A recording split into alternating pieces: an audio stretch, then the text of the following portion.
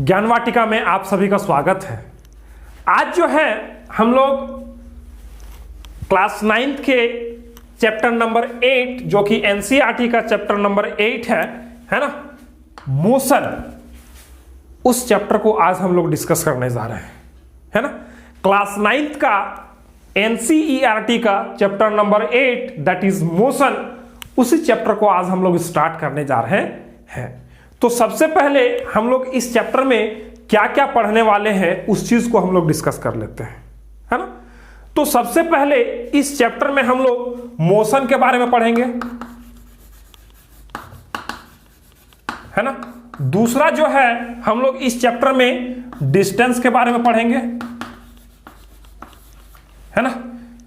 तीसरा जो है इस चैप्टर में हम लोग डिस्प्लेसमेंट के बारे में पढ़ेंगे।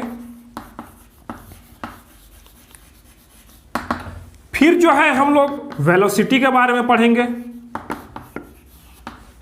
उसके बाद हम लोग एक्सेलरेशन के बारे में पढ़ेंगे, है ना। उसके बाद इसमें जो है हम लोग इक्वेशंस ऑफ मोशन इसको पढ़ेंगे, है ना। और इसके बाद जो है हम लोग ये सारा चीज का ग्राफिकल रिप्रेजेंटेशन भी पढ़ेंगे,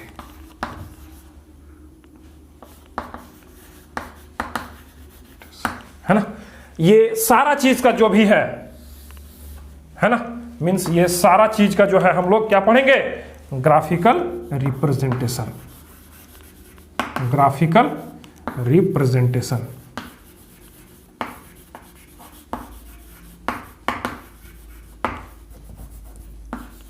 है ना।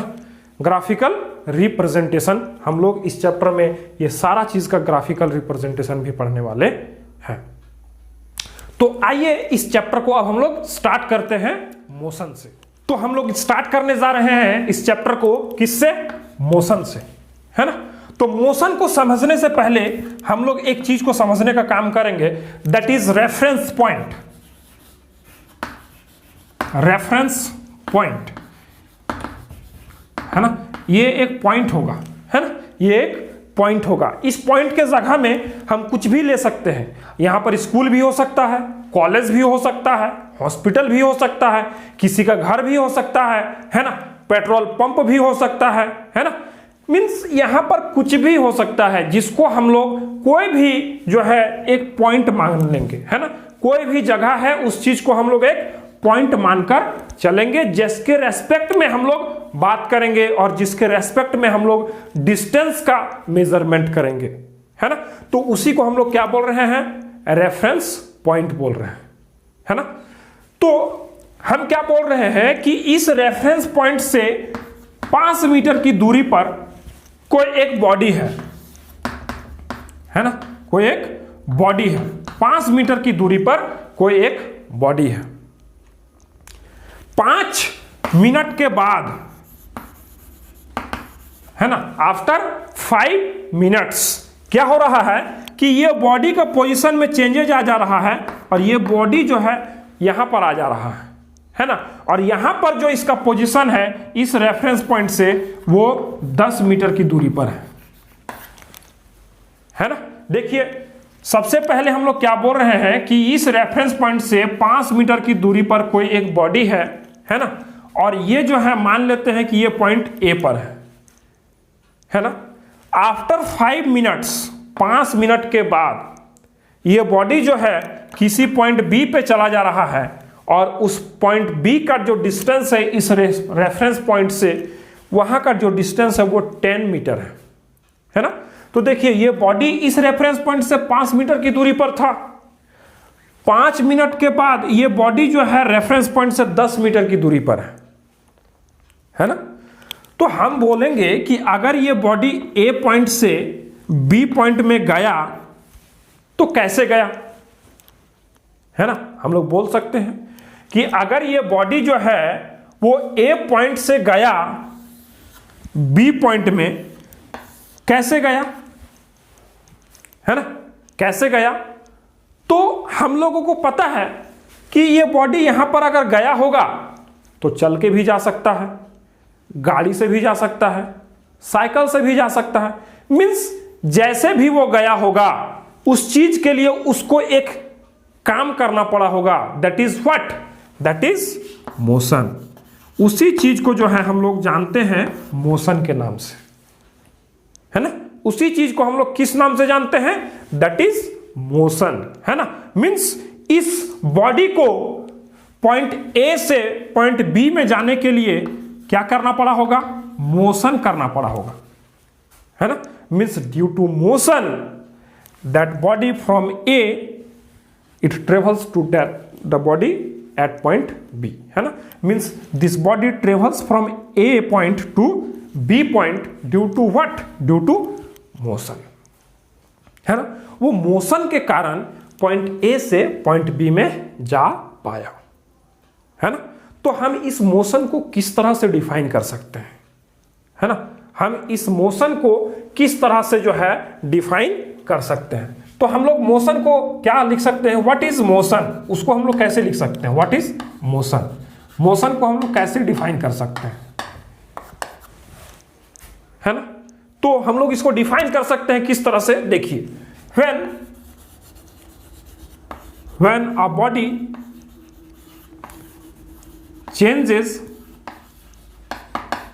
its position continuously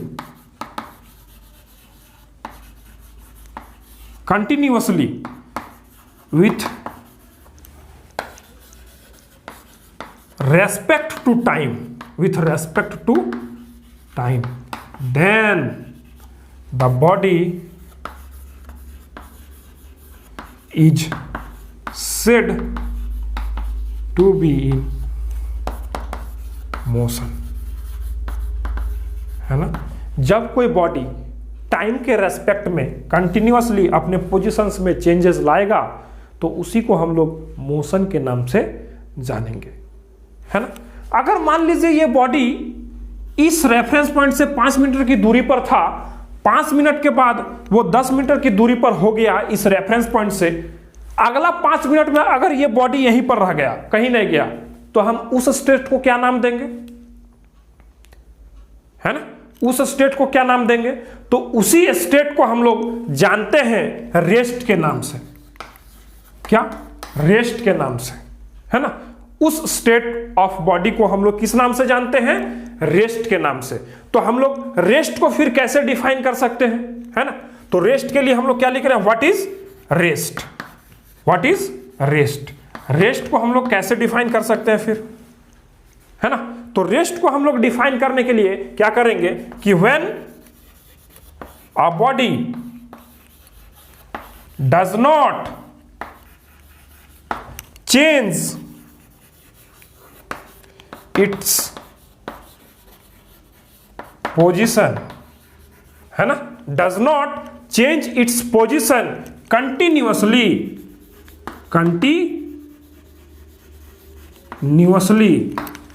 with respect to time, with respect to time, then the body is said to be in rest, है ना। मीन्स जब कोई बॉडी टाइम के रेस्पेक्ट में अपने पोजीशंस में चेंजेस नहीं ला रहा है, तब उस बॉडी का जो स्टेट होगा, जो स्टेट में वो बॉडी होगा, उसको हम लोग रेस्ट के नाम से जानेंगे, है ना। उसको हम लोग रेस्ट के नाम से जानेंगे। जब कोई बॉडी रेफरेंस पॉइंट के रेस्पेक्ट में टाइम के अकॉर्डिंग अपने पोजीशंस में चेंजेस ला रहा है, उस चीज को हम लोग, उस स्टेट ऑफ बॉडी को हम लोग क्या नाम दे रहे हैं, दैट इज मोशन, है ना। और जब कोई बॉडी अपने रेफरेंस पॉइंट से टाइम के रेस्पेक्ट में कोई भी चेंजेस नहीं आ रहा है उसके पोजीशंस में, उसी चीज को हम लोग, उसी स्टेट ऑफ बॉडी को हम लोग क्या नाम दे रहे हैं, दैट इज रेस्ट, है ना। मीन्स हम लोग सिंपली कह सकते हैं कि टाइम के रेस्पेक्ट में अगर किसी बॉडी का पोजीशंस में चेंजेस आ रहा है तो वो बॉडी जो है वो मोशन में है ना। और अगर टाइम के रेस्पेक्ट में किसी बॉडी के पोजीशंस में अगर चेंजेस नहीं आ रहा है तो वो बॉडी जो है वो रेस्ट में है। सिंपली हम लोग इस तरह से समझ सकते हैं और इस तरह से बोल सकते हैं, है ना। तो आज के लेक्चर को बस इतना ही दूर तक रखते हैं। और आपके लिए जब हम इतना मेहनत कर रहे हैं, है ना, मीन्स इतने मेहनत से लेक्चर को तैयार करना, लेक्चर को डिलीवर करना और आप तक पहुंचाना, उस बीच जो है बहुत सारा प्रोसीजर्स है और बहुत सारा प्रोसेस है। तो इस एफर्ट के लिए, मेरे इस एफर्ट के लिए आप लोगों से जो है बस एक ही एक्सपेक्टेशन है, व्हाट, कि आप मेरे चैनल को सब्सक्राइब कीजिए और अपने रिलेटिव्स, अपने जो है क्लासमेट्स, अपने कॉन्टेक्ट्स में जो है ज़्यादा से ज़्यादा शेयर कीजिए, है ना। जितना ज़्यादा आप शेयर कीजिएगा उतना ही इंटरेस्टिंगली आपको मैं लेक्चर्स और उसका जो कंटेंट है उतना ही अच्छे से दे पाऊंगा और उतना ही उत्साहित होकर मैं आपको पढ़ा पाऊंगा और आपके जो भी रिक्वायरमेंट है इस कॉन्सेप्ट के रिगार्डिंग, इस फिजिक्स के रिगार्डिंग, उसको मैं फुलफिल कर पाऊंगा, है ना। तो आप लोगों से यही बस एक गुजारिश है कि आप लोग मेरे चैनल को सब्सक्राइब कीजिए और ज़्यादा से ज़्यादा लोगों के बीच, स्टूडेंट्स के बीच उसको शेयर कीजिए, है ना। मिलते हैं फिर अगले लेक्चर के साथ, तब तक के लिए गुड बाय, टेक केयर।